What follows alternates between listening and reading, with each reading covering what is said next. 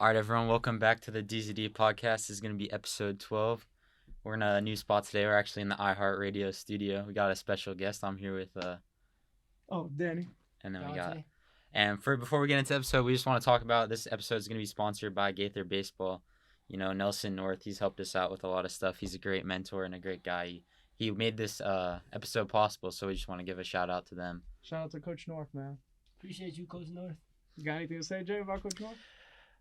Love Coach North. I mean, the North family, the whole family, Nelson, Caroline, Katie, Brady, just everybody involved. I mean, I don't have family that lives down here really in the Tampa Bay area, and every time I'm around Gaither, they make me feel like a part of the family. So yeah, I mean, I'm happy. I didn't know this when we agreed to do this. This was going to be sponsored by Gaither Baseball, but Right. I am more than happy to throw some love their way every time I see them. It's there's a lot of smiles, a lot of laughs, and the Gaither baseball program couldn't be led by a better guy. I knew Frank Permui, the coach before Coach Nelson North, rest in peace, Coach Frank, and I was actually sitting in the stands down in Fort Myers when Gaither won the state championship years ago with Coach Frank Permui and Mike Macaluso, and to be able to see the look on his face when Gaither was able to win it, and to go on the field after that and take pictures, really one of my fondest memories in not just my profession but my life. Yeah,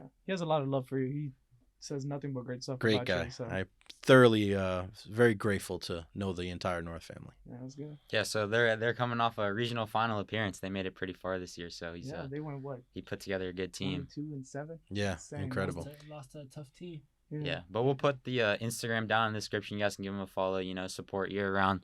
They'll be back up next spring, but we kind of already spoiled the guest with that. But, you know, we have a great guy. He's a radio host in Tampa Bay, big baseball guy. Been working at iHeartRadio for, almost a decade now. Mhm. Couple radio shows. So we got Jay Recher right here. Thank you, man. Thank you for coming on. No, I appreciate it, man. This is a lot of fun. I've watched some of the episodes already with some other big names, including Coach North and my buddy Coach Carson, the football coach. And you guys are doing some great stuff, man. I'm happy to be here. Yeah. So where do your love for sports come from, man? I think a lot of times when you think about your love and your passion, it usually comes from your family. And that's where it starts and ends with me. And, you know, my mom and my dad, more my dad, but my grandfathers as well. My grandma, she's 85 and she listens on the iHeartRadio app. She listens to my show every day, a big Mets fan. But my dad, and he's the guy that really, he was a fantastic athlete, baseball, basketball, hockey, did a little bit of everything. We always had the games on at the house. You know, we weren't allowed to watch TV when it was dinner time unless we were watching Jeopardy or like the Yankees or the Knicks or, you know, one of the local sports teams, me growing up in New York. So, yeah, and it was something that I knew when I was a young kid that, you know, we're going to work for the majority of our lives. I wanted to do something that I loved. I didn't want to work a normal 9-to-5 job. And for a guy like myself who was just, I love sports, even when I'm not working or technically have vacation, I'm still watching, you know, every game that's on. I'm watching a documentary, I'm watching WWE or MMA, golf, tennis. It doesn't matter. If it's on, I'm probably tuned in. So being from New York, you know, that's kind of a huge capital for sports in the United States. You got the Knicks, the Yankees. Yeah. Do you think that kind of fed in to your love for the game as a kid? Oh, 100%. To grow up in a place where it's the number one media market in the world. And I was very fortunate that I grew up in a time when I was very young. I don't remember too much of the Giants winning the World Series. Giants winning the Super Bowl. And then in the early 90s, 94, where the Knicks and the Rangers at the same time were in the finals, which was nuts to have two teams in the same building in the finals. And I always say that the Rangers winning the cup when I was 9 years old and Mark Messier being the captain, that was really, it would stoke the flame for me as far as being a hockey fan. And then the Yankees in the late 90s were just, I mean, every day you came home from school and they were winning. So yeah, it was like to have that many teams, and you're talking about two teams. So it was the Giants and the Jets and the Knicks, and, you know, the Nets were in New Jersey at the time, but the Yankees and the Mets and the Rangers and the Islanders. I had a very unique experience because usually my dad's side of the family was like Yankees, Giants, and Giants, and my mom's side was like Mets and Jets. So the Jets would always play at 1:00 on a Sunday, and the Giants would play at 4:00 on Sunday. So mom's side of the family would be inside watching the game, and then 3:30 happens, they'd go outside, and then dad's family would come inside, and my butt would be planted on the couch for both. You know, so I had a lot of love for all the teams. And you're right. It's just like to grow up there and to have sports on all the time. There was no shortage of entertainment for me. Yeah, and I've seen you cover a lot of baseball and hockey. And hockey isn't one of the most popular sports here, and you cover that a lot. So, like, where did your love for hockey come from? Well, it helped that I played. So I played Mhm. for a while too. Started when I was like 9 years old, and I played till about 17. So about 8 years. And as I just mentioned, like the Mark Messier New York Rangers winning the Cup in 1994, their first Stanley Cup victory in 54 years, and to see that, it's incredible. There's a great video on YouTube of their whole journey in the playoffs there and how their season went. And they were down 3-2 in the Eastern Conference Final, and him being the captain, he guaranteed that they were going to win, and he scores a hat trick, which was like, at 9 years old, this guy said something was going to happen, and then it happened, and I was like, I want to play hockey. And that's what got me into the mode of, wow, this is such an incredible sport. There's a lot of physicality, there's speed, it's just a little bit of everything. And that, to me, I think gives me a little bit of a leg up here locally, because not everybody grew up playing hockey or grew up watching hockey, and I did. Like, it was part of my life. So it's so much fun. It's my favorite sport. I've worked with the Lightning. I've interviewed pretty much everybody on the team. I've gotten to know a lot of the players, and hockey players are the best. They really are. They're down to earth. They understand the grind. It's kind of like a family type sport.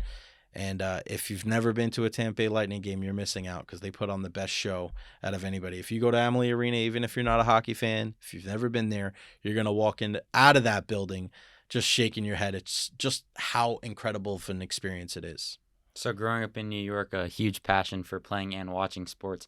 Out of high school, what was kind of the next step for you? Did you want to go into the sports world right away, or not? You weren't sure where you were at with that, or like, becoming an adult for the first time? Well, I had a couple offers. I was going to either go play some D2 or D3, or maybe JUCO baseball. That was definitely a route for me.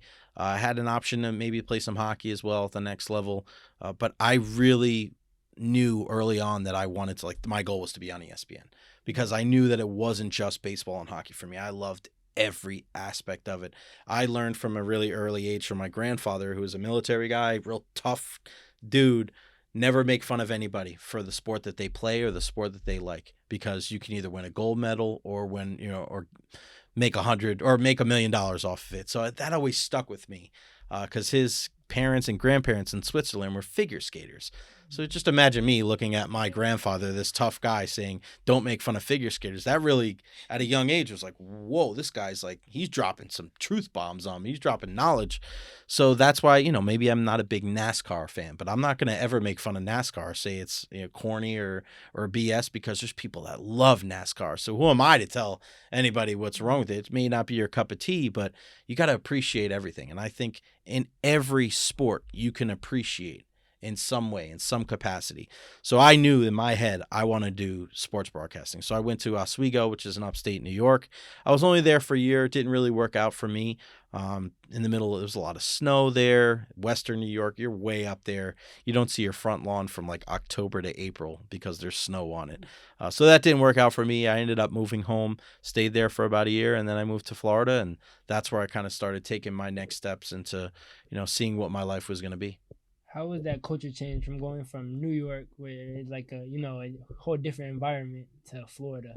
It was very different. I moved down here by myself not by myself, excuse me, September 1st in 2005. So what happened in July of 2005, a real good friend of mine says, I'm moving to New York, or I'm moving to South St. Petersburg Sunday. And I was like, bro, it's Thursday. Like, you're just going to get up and move? He's like, yeah, a guy we went to high school with, his dad lives down there. I'm going to move down there with him. I was like, okay. And he's like, you should come down. I was like, yeah, maybe.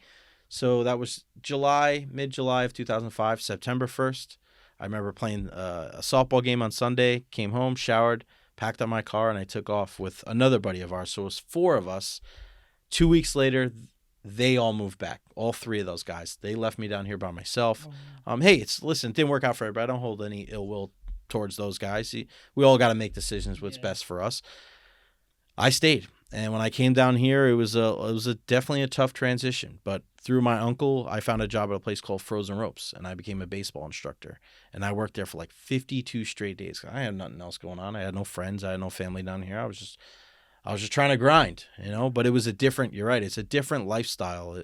Everything was a lot slower. I remember going in line for gas and being like, come on, bro. Like, come on, like, I'll take $20. And I just could not. Like, I'm like, come on, man, pay for gas. Like, we got to get this show on the road.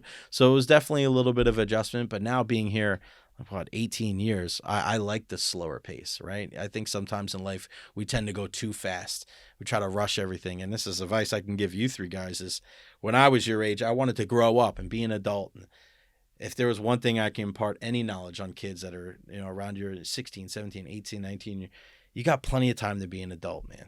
Your life as a child or your life as an adolescent is so short.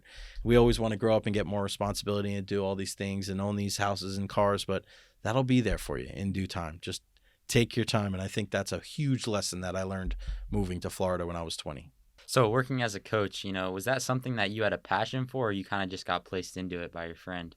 No, I mean, it was something that I was always like a coach or a referee, like growing up. And I'm the oldest of 4 kids. So I always had that type of mindset of I always wanted to be a leader. I was always the captain of my teams. I was a fireman when I was a senior in high school as well. I always took on leadership responsibilities. I like having added responsibility. I like people to look to me for advice and guidance. And I feel like for me, I have the ability to tell people what to do and to delegate without making them feel like crap. And that's a problem a lot in life is you'll have a boss and they'll talk down to you, or a boss will just make you feel like crap and they don't know how to like kind of get down to your level. And me having to learn how to be patient with 3 other kids in the house and just growing up the way I grew up, I feel like you can never ask anybody to do something that you wouldn't do yourself. And I think that's helped me being like a manager and being a leader and now being an assistant program director at the radio station. I love coaching, like to this day. Like I love radio, I love sports radio. But the one thing I think I really miss and I really one day hope to get back into is to coach, because I just love making an impact and love changing people and players. And I was lucky enough to coach the Pony World Series champions back in 2011, 11-year-old team. We went the whole way. We won the Tampa area, we won the South, and then we ended up winning the Pony World Series.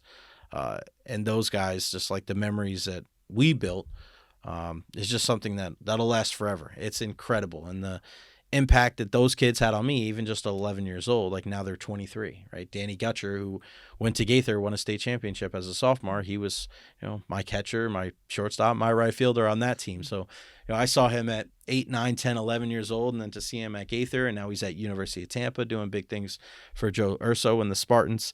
And when you're coaching kids like that, the families are involved. So you're not just coaching these kids, like you're being around them and you're being around their brothers and their sisters and their moms and dads. I mentioned Danny, his dad, Alan Gutcher. He's done a lot for Gaither baseball and football and helped, with the fields. And he's one of my best friends. So it's that's the beautiful thing about sports. I think people, when they tell me that they're not into sports, I feel like they're missing out on a lot, because you learn a lot about people. You learn a lot how to deal with different circumstances, the ups and downs of life when you're surrounded in sports in any capacity, whether you're a player or, in my instance, like a coach. Yeah, the coaches and athletes we've interviewed, they all say the same thing, that all the lessons they learn through sports and the coaches want to impact the youth and stuff like that.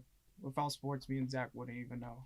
Yeah, no, baseball's I think, like just being around all the sports, I think baseball more than anything is such a great analogy for life, because you deal with so much failure. Like you're a 300 hitter in baseball, meaning you're failing 7 out of 10 times. Like that's not realistic. If you only hit 30% of your field goals or 30% of your free throws, right? Like you're not going to be a professional. But in baseball, if you hit the ball and get a base hit 30% of the time, you might be a Hall of Famer and a multimillionaire. So being able to deal with failing that 7 out of 10 times, that's how life is. Like you're going to have to deal with getting knocked down.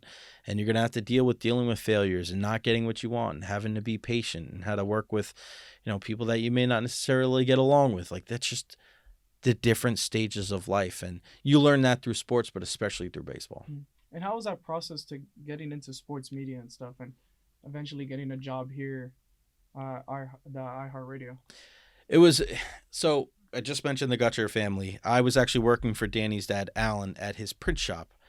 Superior Trade, and this was while I was coaching and working with him as his office manager. And I was driving home one day and I heard a commercial on the radio for the Connecticut School of Broadcasting. It was based in Connecticut, but they had different satellite schools. They had some in New York, they had some here in Florida, and they had one right here in Brandon. And they said, hey, if you want to ever get TV or radio and sports, like this could be the thing for you. And I tell you, man, when I heard that, I felt like the guy that was speaking on the radio was speaking directly to me. Like, for real, it was like an out-of-body experience. And I remember going to the class, and the lady, Shayna King, that was running the school at the time, she came up to me after I did my first little read off the teleprompter, and she said, have you ever done this before? And I was like, nope, not one bit. And she goes, you're really good at this. You should really consider going to school here. Because they didn't offer a spot to everybody, just a few people. So I thought she was just kind of blowing smoke, like she wasn't being serious. Like she would just, she wanted my money or whatever. But the more she was talking, I remember at being there at the end of the night before like we wrapped up, if you want to do this, you can do this. And there was just like this fire in my stomach. And there was alarm bells going off. Like, this is what you need to do. This is what you've been waiting for your entire life. Don't pass this opportunity up. And I ended up doing it. I moved back to New York. I ended up transferring. It was November 2012 was when it started. January of 2013, I transferred to New York, their Connecticut School of Broadcasting campus, because I was dating a girl at the time, and I wanted to see if it would come of something. And I had to take the risk. I didn't want to look back and say, what if? It didn't work out. Hey, more power to her. But I just had to know, right? The worst thing in life is not knowing where you stand, and you don't want to have any questions when it comes to your life. So I did that, went back to New York for a year, and then January 2014, I ended up coming back, and then I started working again at the school and trying to put some demos together, and boom, internship came available at WDA March of 2014. I did that from March to May.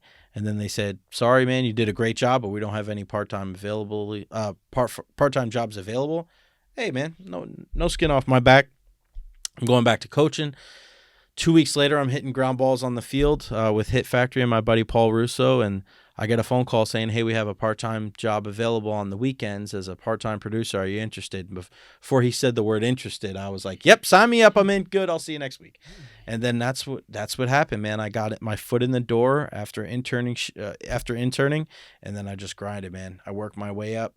I was a part-time producer.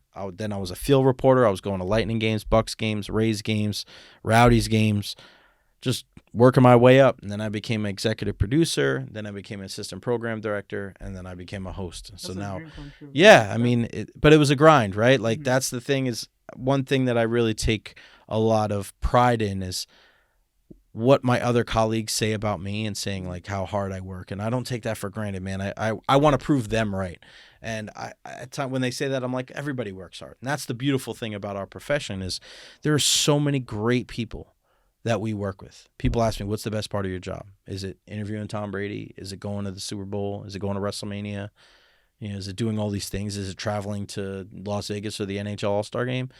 And I say, no, the best part is the people that I work with. Those are the people, like I work with some of the smartest people, and they're not always all iHeart people. Like these are people that work for TV stations and the NHL network and the NFL. They're cool as hell. They're nice people. They look out for you, and they're just really smart and talented people. And when you're around people like that, you want to walk a little taller, and you want to put out good information and good entertaining content because they're doing it, and you feel very honored to be amongst like such great talent. And it's a motivating factor on a daily basis for me, looking on social media and seeing what some of my friends are doing. And my friend Julie Stewart Binks right now, she was all over the place covering a bunch of different sports, and right now she's in London, England, covering the FA Cup final between Manchester City and Manchester United. And it's amazing, right? Like you look at that stuff and you're so proud to be associated with people like that. And it gives you that drive every day to never think that you've got it figured out, never be complacent, like keep grinding every single day and just keep pushing harder and harder. And man, shoot for the moon, because at the very least you'll fall amongst the stars. That's how I think about it. So looking back, do you have any like highlights or early memories in your career with iHeart that like really stuck out to you? Yeah, I mean,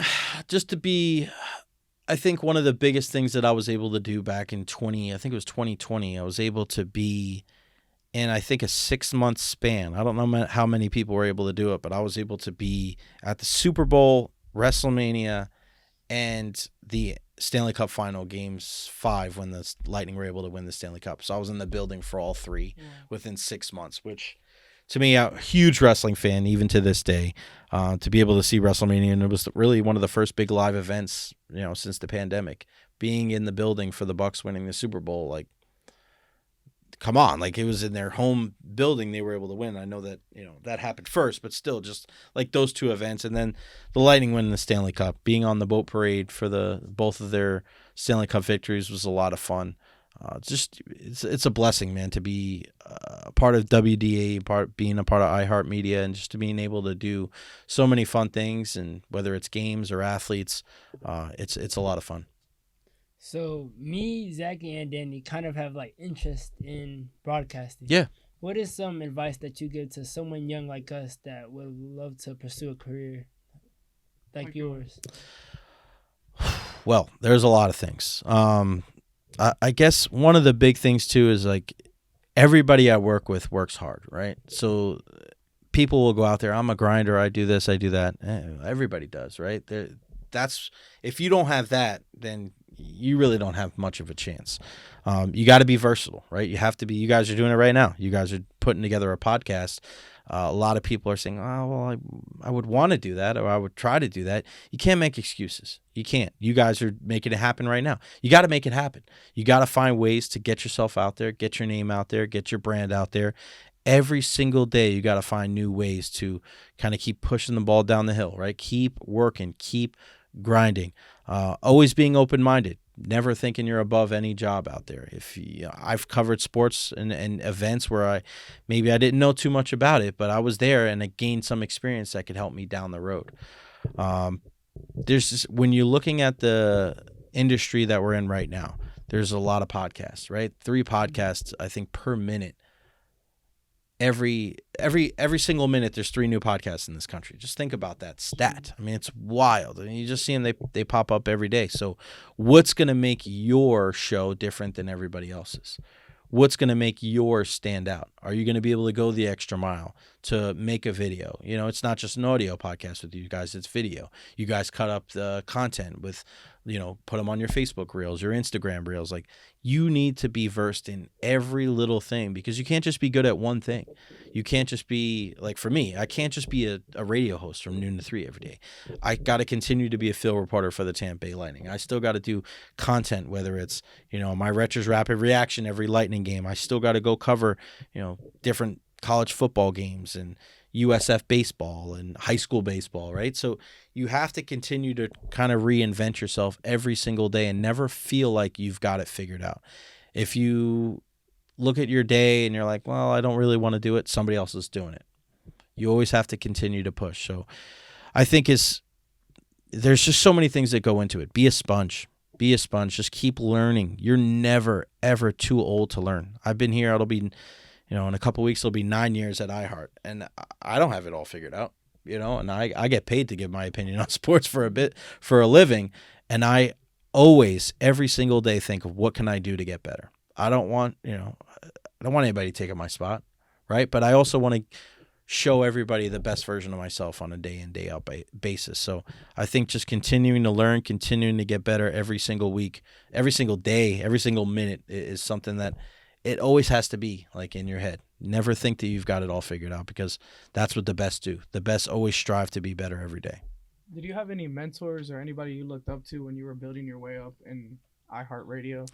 Yeah, there was a couple of guys. I mean, here directly, the 2 shows that I worked with, it's really pretty much all the hosts that I worked as a producer for. The first show I ever did I interned on was the Sports Page with Rick Stroud and Tom Jones. And Tom Jones, longtime columnist here in the Bay Area, now working with the Poynter Institute, and Rick Stroud, who is the Buccaneers beat writer for the Tampa Bay Times.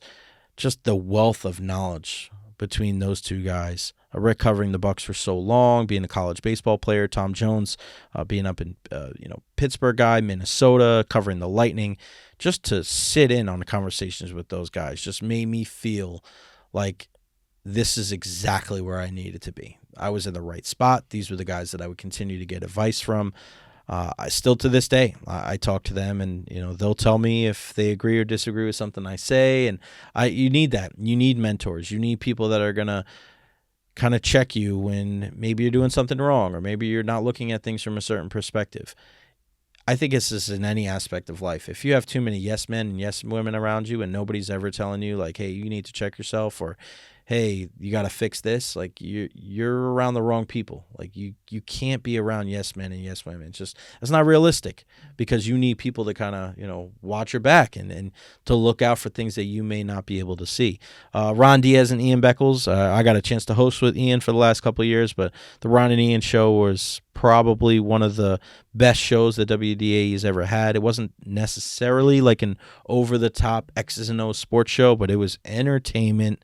These guys could make you laugh. They could make you cry. Like it was insane.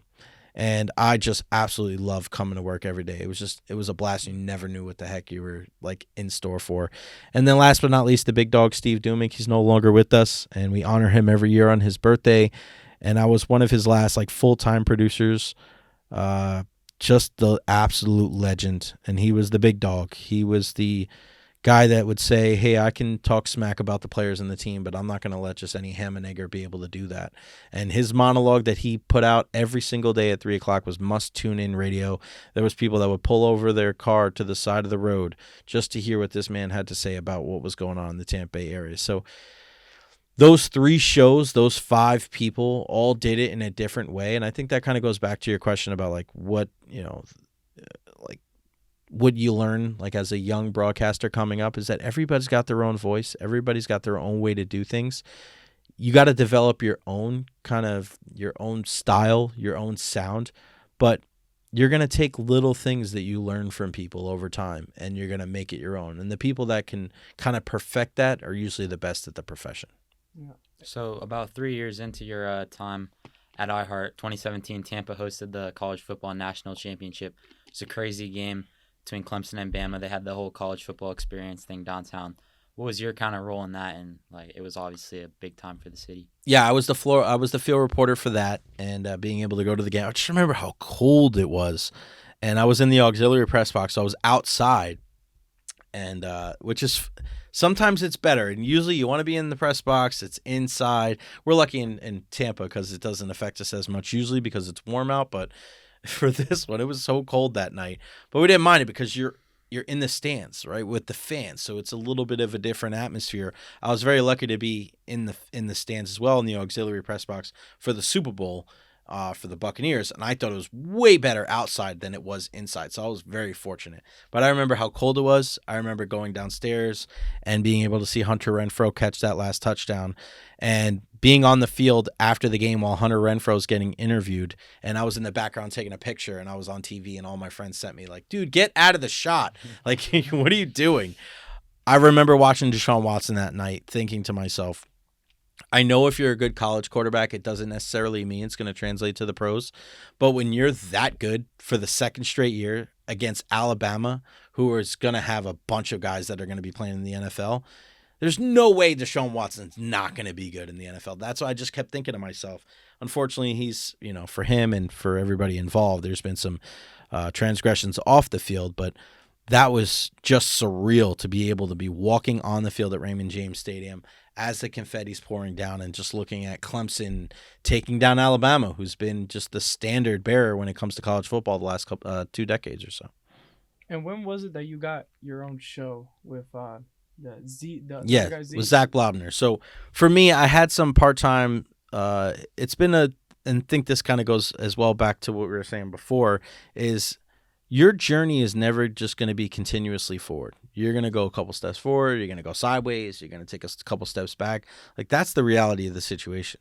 So I was co-hosting I was executive producer of a show. One guy left, and they promoted me to work with Ron Diaz. We did that about 9 months, and then they decided to bring Ian Beckles back, which, to go from a host back to a producer, a lot of people would have been very upset about that, but in my mind, Ron and Ian was one of the more entertaining shows that we had on the station. If I was ever going to go back to a producer role, I didn't mind that it was for that show. Then Ron retired, and then I got promoted again. It just shows that, I didn't complain and moan and, all right, oh man, this sucks for me. I didn't look at it like that. I just looked at it as an opportunity, right? So when Ron retired, then I got promoted again to being a host Ian and I were together about a year and a half, and then they let Ian go, and now I'm with Zach Blobner since it was October. So it's like 8 months now. It's kind of flown by. But it's just an example of life is 90% about, how you react to what happens to you and just 10% about actually what happens to you. There's a lot of things that happen to us, right?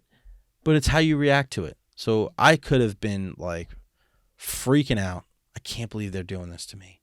I can't believe that they're putting me back down as a producer. Why not me? Like, what did I do wrong? But that's a waste of energy, man. It's a waste of time looking at your life and looking at the circumstances. I wasn't ready in their minds. They're the bosses. They're the decision makers. All right, I'll go back. I'll be a producer. I'll continue to own my craft. And then when that opportunity arises again, I'll be ready for it. And it worked out. So that's another key thing for young broadcasters out there is just because something happens to you, it's not the end all be all. It's not the end of the world. I know my co-host Zach was told maybe a couple times that he may not be a host, in the Tampa Bay area. Now we've been hosting together for 8 months. So things change, circumstances change. Don't let that affect who you are and what your mindset is going forward. So in 2019, you got the opportunity in the spring to be the play-by-play announcer for the USF women's basketball and baseball.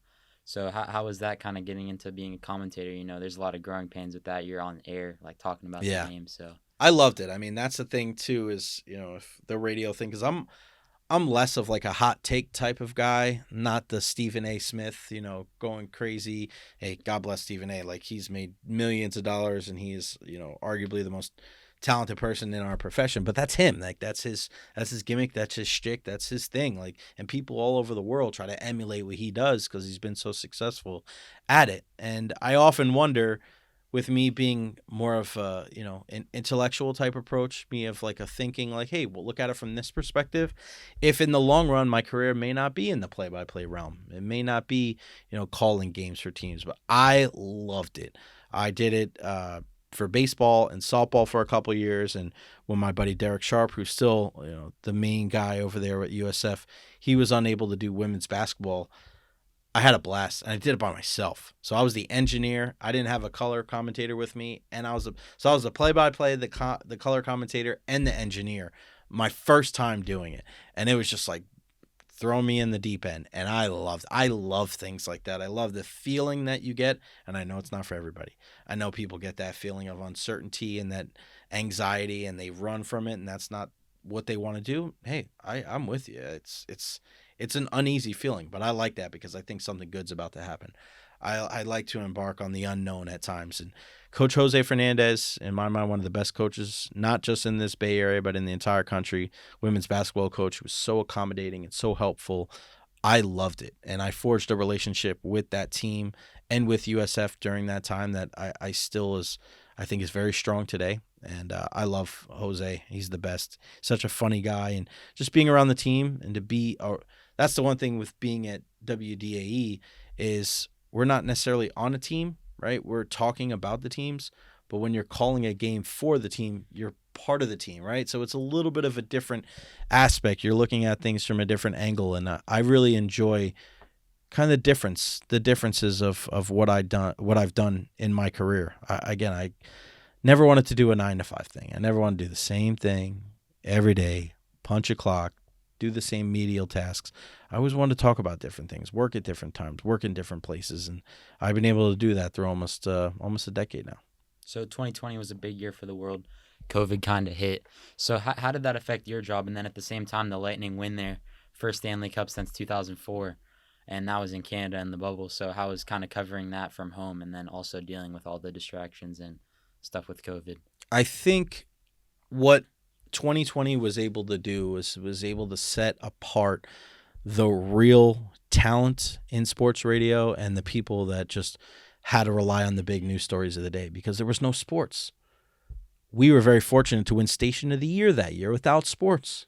How were we able to do it? A multitude of reasons. We had, we would do like on this day in sports history. We would look back on that day in years past, what had happened. We looked at, Mount Rushmore. What was the Mount Rushmore, the best football players of all time? We looked at favorite sports movies and favorite sports TV shows. Like there's just so many different ways to look at it. And another huge thing that we did was we talked a little less about sports and more about what was going on. Not necessarily the political side, but locally. What could we do to help our community?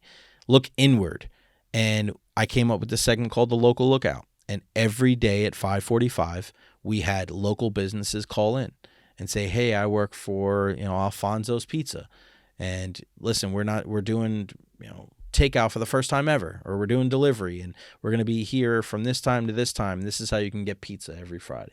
And then maybe a florist or maybe a mechanic, and they would call in, and we wrote it down. We helped over 220 businesses during the pandemic. It's one of the more proud things that I've ever done in my entire life, to be able to help people during such a mysterious time. Like, we didn't know what was going on. You guys were younger than your early teens. You're looking at life in a totally different way. Like, I don't even know what this is all about. And I was in my mid-30s thinking the same exact thing. There was a lot of uncertainty, and to be able to help out during that time, it was incredible. And I'm so grateful to be a part of that. We had people call back and say, man, we didn't have any business for 2 weeks, and you mentioned us on the show, and we made thousands of dollars, and people were so cheers of joy and gratitude. And it was just like, whoa, it was heavy having conversations with people like that. It's nothing to do with sports. It's about being a human being, helping out our community. Team Tampa Bay, it's not just a sports thing. It's a way of life. It really is. It's not some hokey BS. Like, that's legit. Like, we care about each other. Tampa, St. Pete, Clearwater, that triangle, like, we all care. And to see the Lightning win the Stanley Cup final north of the border, it sucked not being in the building like it was for the second one. But, I remember I slept in my office that night. I was on the air until 3:30, 4 o'clock in the morning. I slept, and I ended up doing another show at like 8 in the morning. I was so tired. I remember walking out like in my pajamas. Like, I don't like to wear my pajamas to work, but I think it was like one of those times where my boss was cool with it because I was working my tail off. And a couple of days later, I was able to be on a boat for the boat parade, and just to be outside for that, when, remember, there wasn't really many things to do inside at the time. So to be on the boat for a couple hours and to be there for the boat parade and the entire celebration at Raymond James Stadium, very fortunate, because there was a lot of people in 2020 that dealt with a lot of hard times, and I was very fortunate to kind of make the most of mine. So 2021 happens, and we're kind of coming out of the COVID restrictions now, and Tom Brady signs with the Bucs. The whole city's turning up, everyone's excited. And fast forward through the fall, we're in the playoffs, so we win the Super Bowl. So how was your experience with that? And then how did you think the city reacted to Tom Brady? And, do you think it boosted everyone up?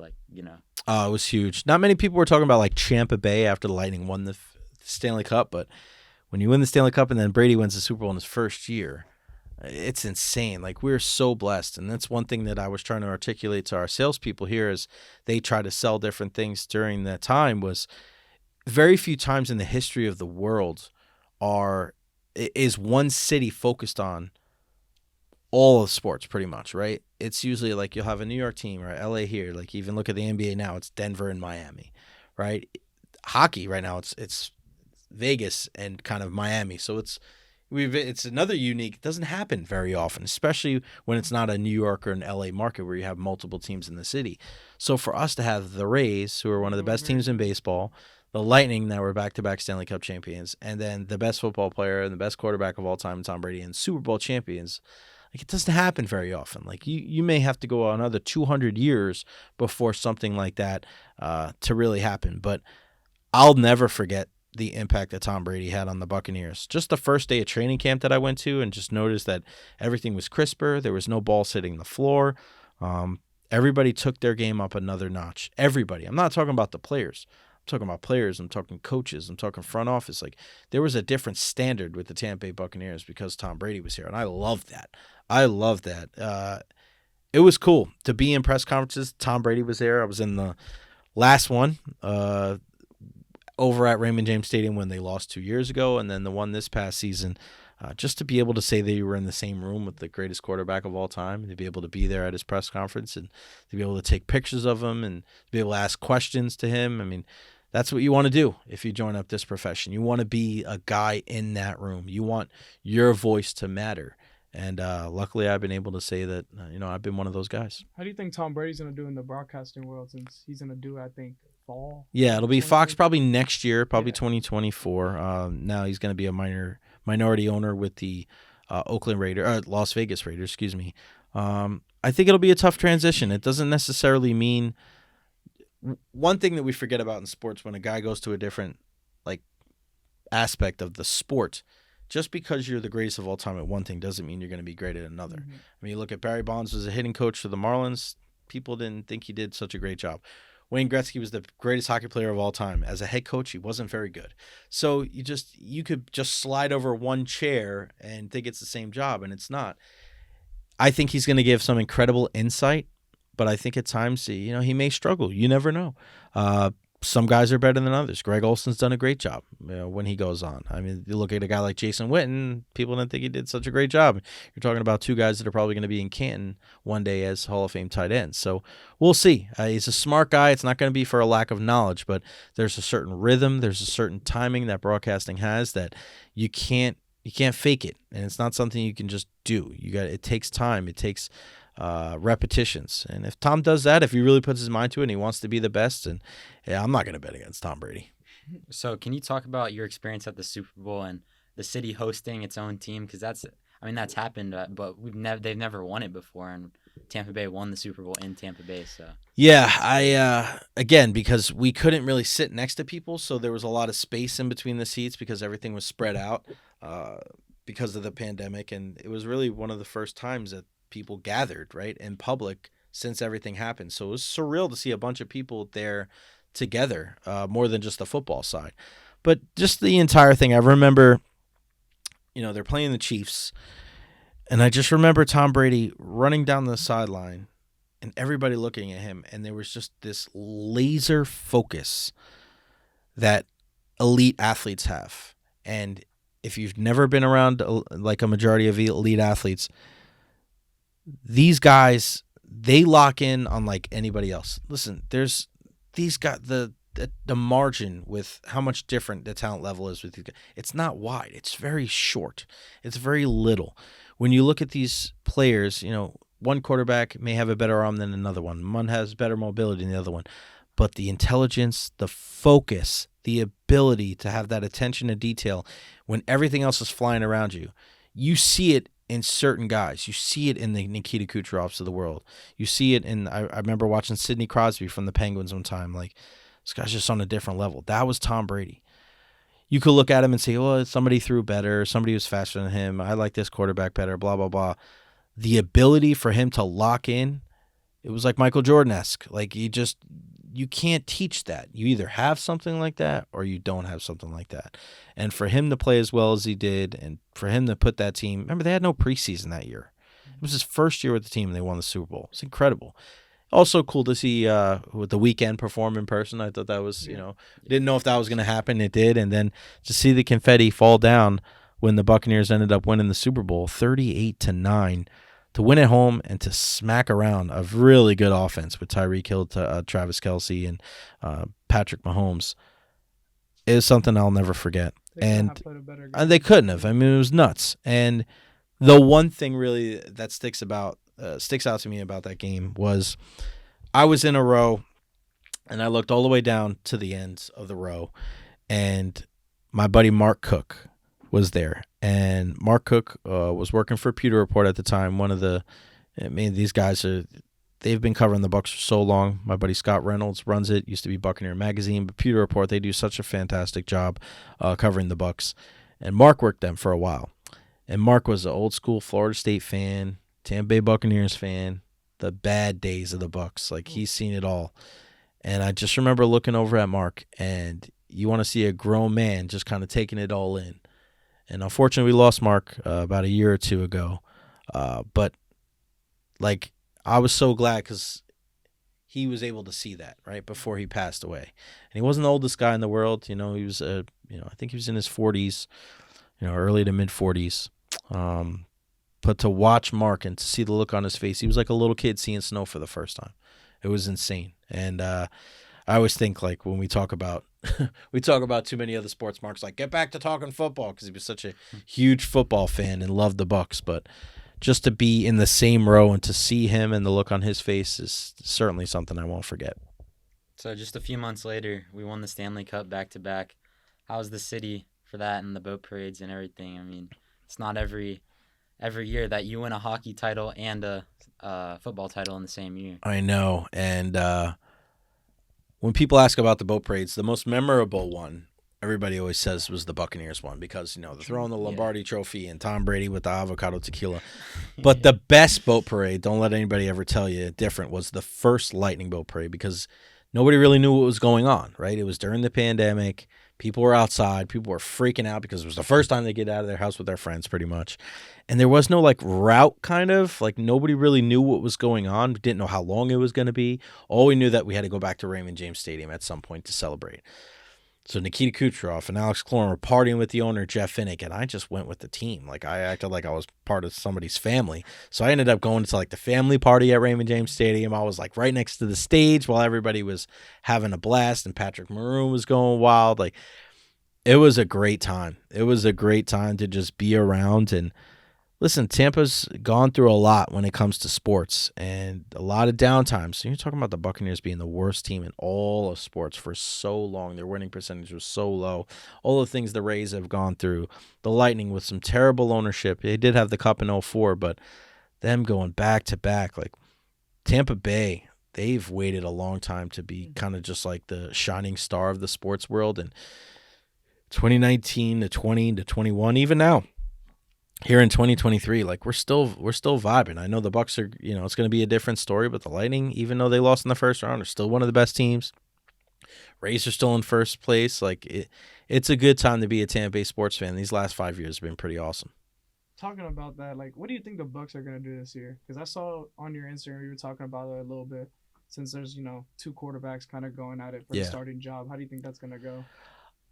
It's going to be tough for any team when you lose a guy like Tom Brady, right? Because he is able to maybe win you some games that maybe other quarterbacks wouldn't be able to do. I think there's going to be I think it's short-sighted to think there won't be a drop-off from him to Baker Mayfield or Kyle Trask. I do think Baker will probably be the starter going forward to start him. He's got the experience, a former first overall pick. I don't think they're going to be terrible. I think they're just going to be kind of middle of the pack. I think they'll be 6-11 or 7-10, maybe 8-9. There's just so many good players on this team. That's what people want to look just at the quarterback position, but it's more than that. You have Evans and Godwin. You got a young running back in Rashad White. The games are won and lost in the trenches. And I think you look at the offensive line, and you're going to have a fully healthy Ryan Jensen and Tristan Wirfs, and there's some good players on that offensive line. And if you're able to run the football and be able to control the clock, I think you'll be able to hide some of their deficiencies. Now, are they going to be able to rush the passer on the defensive side? Joe Tryon-Shoyinka is a guy that I've been wanting to see more of for the last couple of years. If he takes that next step forward, you get Shaq Barrett back from injury, Yaya Diaby, a rookie. There's a lot of people that have high hopes for him. And, of course, we haven't mentioned Vita Vea of the world, Devin White, Levante David, Antoine Winfield Jr., Carlton Davis, and Jamel Dean. You have good players on this team. Mm-hmm. So that's why I find it hard to believe that this team is going to be, awful. You're like, oh, this is going to be the second worst team in the NFL. Look at the rosters, just on paper. The power ranking was kind of tough. They're killing them. They killed them. They're killing them, which I just don't understand. People are just looking at the quarterback position. That's it. Because outside of that, what did they – you lost Sean Murphy-Bunting. You lost Mike Edwards. You're talking about secondary, tertiary pieces in the secondary, right? I don't know. I think they're going to be better. I'm not better, but I don't think they're going to be as bad. I think they'll be middle of the road. And, is that the worst thing in the world? Sometimes that's not for the best because you'd rather be a team contending or a team that's terrible and get a high draft pick. But that's the reality. And the reality is they have really good people on this team. And that's why I think that's what their record is going to be this year. 7-10, 8-9. So kind of transitioning to baseball, the Rays had a historical start to the season. Oh, yeah. Talk about that. When you play as well as the Tampa Bay Rays did, you're going to have a couple things happen. One, you're going to have people that are doubting you, like we saw all across the country. But you're also going to have a buzz and an interest in your town that you need, right? You need people to, especially our race, need support, whether it's TV, whether it's radio, whether it's people going to the games. They've done such a great job with their marketing this year, getting Randy Land out there, just making it more accessible for people to go to games. There's a buzz about the Tampa Bay Rays this year in 2023 that we've never seen before, ever. And there's just so many good players. You got Kevin Cash, who's a 2-time manager of the year, hitting coach, pitching coaches. Your assistant coaches are all fire. I mean, Brady North, who went to Gaither, assistant hitting coach. Like Kevin Cash, a Gaither grad as well. And just look at all the different pieces with Wander Franco and Yandy Diaz, Randy Rosarena, Josh Lowe, Shane McClanahan, the USF grad, the pitcher. Like, you want to root for this team. They're a fun ball club to watch. They got to make sure that they're focusing and doing the little things, and that's something that, I learned from coaching over the years. But man, it's going to be tough to bet against the Rays, because if you get to the playoffs, are you going to beat them 4 games out of 7? It's going to be awfully tough, because they can beat you in a lot of different ways. Yeah, they came out smoking. They got people thinking that they're cheating and stuff. Yeah, I saw your reaction videos. Yeah, that went viral. So I was definitely that went viral, and a lot of people were dogging me for that, because they thought I was like reading off a script, and I was like, no, I'm taking notes, because that's what you're supposed to do and be prepared. And yeah, it was like a little WWE style for me, and then I'm a wrestling fan. It's the way it goes. So a lot of people thought it was like, people in New York, which is ironic because that's where I'm from, thought it was corny and thought I could have done better. And it's just like, it is what it is. That's who I am. Like, I'm not going to apologize for who I am, but I'm not usually that hot take guy. But if you're going to come at the Tampa Bay Rays, we're the flagship. Like, I'm going to defend them, and I'm going to defend our city. I live here for a reason. I want to live here. I don't have any family here. It's my choice to live in the Tampa area and do what I do. So if you're going to come at the Tampa area with some weak-ass argument that they're cheating without any type of factual evidence to back it up, rather than just making these weird noises, like, sorry, bro, that is not going to fly. I'm not going to let that go. And listen, it was a fun back and forth. I don't take it like personal, or I don't like lose sleep over it, but it is what it is. I mean, if you talk for a living, you have to understand that sometimes things like this happen. And what are some of your goals you have for the future for you? It's funny you ask that, because when my boss, John Momola, asked me this about 6 years ago, he asked me, like, what do you want to do? Do you want to be an afternoon drive guy? And I've never been that guy, like, I want to do this job. I just wanted to work in sports. I wanted to work in sports. I wanted to work with good people. I knew that if I worked hard and I surrounded myself with the right people, and I was able to be ready when opportunities were presented to me, that I would eventually wind up where I needed to be. I know not everybody's like that. I know there's some people out there that need to have that singular focus. I need to be this host at this time in this city. But that's just not how I am. I never thought I was going to be a radio host. I wanted to be on TV with ESPN. Then I thought I was going to be a baseball coach. And I was like, all right, well, I'm a travel ball coach, high school coach. Maybe I'll be a college minor league, work my way up to the big leagues. Like, who knows? Then I thought I was going to be like a host of like a hockey show or work in PR. You never know, man. Your journey, you may think that you have an idea of what you're going to do. And then, a couple days, couple months, couple years later, something out of the blue happens, and then boom, there you go. So me, I just look at it as, I'm going to continue to work hard, continue to be good to people, continue to do things for my friends, my family, for my community. And if I'm a big believer in karma. You continue to put out good vibes and treat people the way you want to be treated. I think good vibes and good things will happen to you in turn. No.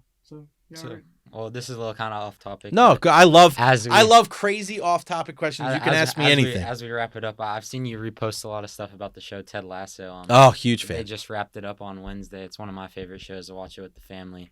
What have you kind of taken away from the show? Character development through the first 3 seasons, and there's a bunch of hidden messages and stuff. So I kind of wanted to get your thoughts on the show. Yeah, I didn't watch it like right off the bat because I didn't have Apple TV Plus, but I ended up getting it just for Ted Lasso. And people kept telling me, Jay, you got to watch the show because I'm such a big soccer fan. I mean, like, I'm wearing a Christian Eriksen Manchester United jersey right now. I love the show. I thought Jason Sudeikis did such a fantastic job. And it was a way to show people that weren't soccer fans that there are a lot more similarities to the sports that you know and love more than you think. And there was a lot of character development, and there was a lot of personality and there's a lot about life in the show that really had nothing to do with sports. And especially in the last season, they tackled a ton of social issues, whether it was, athletes coming out and speaking on behalf of their countries. Like what happened with Sam Obisanya is kind of similar to what we saw with LeBron James like a couple of years ago when the one, I think it was Laura Ingraham, was saying, shut up and dribble. The same thing with Sam Obisanya, where he spoke out about what was happening in his homeland. You're dealing with videos that came out with Keely. That's what happens nowadays. People find videos and find different things that people post in their past, and it comes back to bite them. It's just so many little different things. Colin coming out as being gay and having to hide that from his team and worrying about being judged. That's something that we see, nowadays in sports and in life, with the struggles with people being able to come out and show people who they really are. So they just tackled so many different things, and the way that, without giving anything away, the way that they tied together the final segment of the final episode of the entire show, I thought it was a great job. I thought it was very well done, because a lot of times in TV shows, they leave a lot of like loose ends and people say, I wish they would have resolved that storyline, or I wish it would have ended in this way. I haven't seen many people say that they would change the ending, because they really attacked a lot of different things and kind of put a nice bow on it. So a great show, one of the best sports, I think one of, if not the best sports TV show that I've ever seen. There's a lot of good ones out there. But yeah, I'm always looking for things like that to make me laugh and make me think a little bit. I gotta watch it now. I never heard of that. Yeah, it's a great show. You got to check it out, man. And it's, again, one of our hosts on DAE, not a big soccer fan at all, and he loves Ted Lasso. And I think that was like the perfect way to tell people, like, this is, if he likes it and he doesn't like soccer, like, you don't have to be a soccer fan to like Ted Lasso. The way it's written is wonderfully done. It's funny.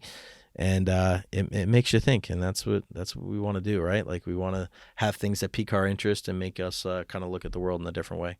Yeah, man. Well, thanks for coming on. This was a big episode for us. We appreciate it. Yeah, man. Anytime. So much, it's insane. Yeah, man. Thank you guys so much, and keep plugging along, keep doing things, keep pushing yourself, and keep churning out episodes, man. That's the way it goes. It's like a lot of people out there, they do a podcast and they do a couple episodes and then they kind of let it die, and then 1 week turns into 1 month, and then a year later goes by. And remember that podcast? Like, you want to continue to put out good content, especially you guys have done a great job, even just getting all the equipment. Like, that's a huge part of it. Like, you're ahead of the game for a lot of people, because a lot of people just do a podcast. It's a one mic setup, or they do it on Zoom or StreamYard, or they'll just do an audio podcast. Like, you guys are already reaching out, making contacts. Like, keep it going, man. Even though you're going to school, like, find a way to get it done. You can have people hop on a website, and, you can still do it in that way and really take it to the next level, man. You guys are doing some good stuff. So any way I can support, retweet, share any content, just let me know. We'll make it happen. Oh, thank you so much. We definitely gonna take a picture after this, but we'll think about it. No, I'm just kidding. Of course. Yeah, thank you for coming on. I see your passion for what you do is like crazy. Like, you can see that you really love it, and it's cool to see someone that just loves to do what they do for a living. You know what I mean? Yeah, thank you, man. And that's, again, when I was a kid, I looked around and I saw what people did for a living, and I looked at my mom and dad. My dad's a custodian. My mom's a lunch lady. They still work in the school district. And not to like put down what they do, but it's just, I always appreciated how hard they worked for us. My dad worked 3 jobs when I was a kid to keep a roof over our heads, to keep food on the table. And like, I was upset when I was a kid, because like, my dad wasn't at as many of my games as I wanted him to be. But I didn't realize until I got older, like, he had to do that so we could survive, right? So we can have a good life. But I looked at how much time that they spent doing what they had to do, and it was a real like selling point for me, and it just stuck in my craw. Like, you're gonna do something for a living, you got to do something that you really love, you really enjoy. And I've done it. I've worked a lot of different jobs. I've worked at FedEx. I worked at TGI Fridays. I worked at movie theaters. I helped my dad sell postal uniforms to mailmen early in the morning. Like, I've done a lot of different things. And that feeling of waking up in the morning and dreading going to work is not something that you want to experience. So I coached for a while, and then when I heard that thing about the Connecticut School of Broadcasting, I knew that was my opportunity to do something that I truly loved. And we only live one life, man. We never know when it's going to be over. It could be over tomorrow for some of us, right? You have the ability in this life to be able to do things that you want to do and that you're passionate about, right? And that's anything that I would implore to anybody is like, do what you love, man. Surround yourself with good people and good things are going to happen to you. Take risks. Go out there, move to New York like I did, right? Ask that girl out on a date that you're nervous about. Go apply for a job that you think you may not be, qualified for. Like, go take a trip, go to another country, gain experience in doing things. If you do that, like, you'll look back on your life, when it's all said and done, you'll be laying there on your deathbed. Like, I got no regrets. And I'm 38. I'm hoping to live, I want to live to 98. That's my goal. I love the number 98. I want to live 60 more years. So when I'm 98 and when I get to 90, I'm going to say I'm going to make it to 100. But that's how I'm looking at it. Like, I have no regrets at 38. I'm in a good spot, but I still have more to grow, more to go, and more ways to grow and more experiences to have and to be able to just go out there and go to different countries. That's what I would tell you guys too. Like, have a passion for what you're doing and you won't regret it. Well, everyone, Jay Recher, 95.3 WDAE host, every day 12 to 3. You want to wrap it up? Yeah, man. Just his story was very inspiring. So thank y'all for the support. Make sure y'all like, subscribe, just post it on your story, do whatever you want. Thank you, Jay, for coming on. Appreciate and it. And we out, man. Thank Shout you. out Gator Baseball, man. Yeah, Gator Baseball, Nelly North. We love you guys, man. Yeah, Thank right, you. Man. Be safe. See ya. Oh, man, that was a good episode.